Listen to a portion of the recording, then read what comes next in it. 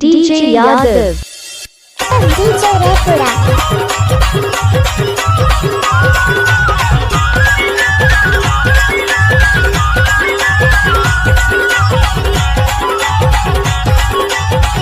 आपने तो सुना होगा डीजे अजीत बोस गुवारी टोला वाले।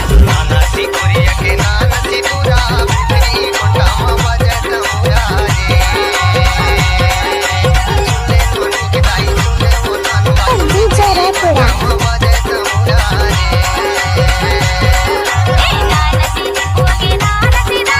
DJ Yadav.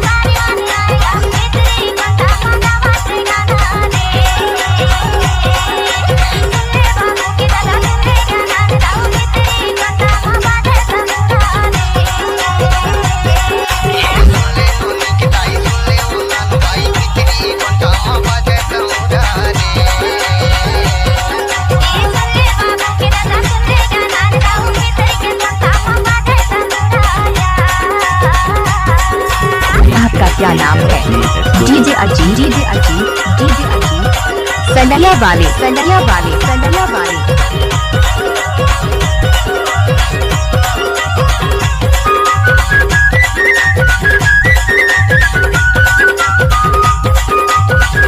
DJ Yadav. अजीब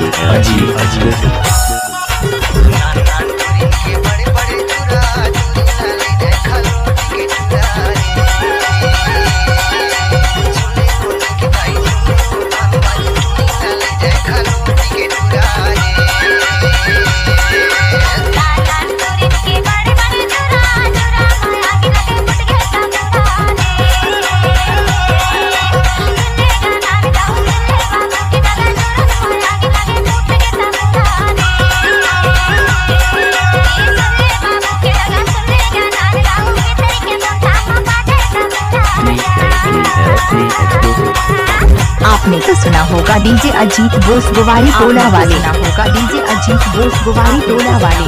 डीजे अजीत बोस गुवारी टोला वाले। DJ Yadav.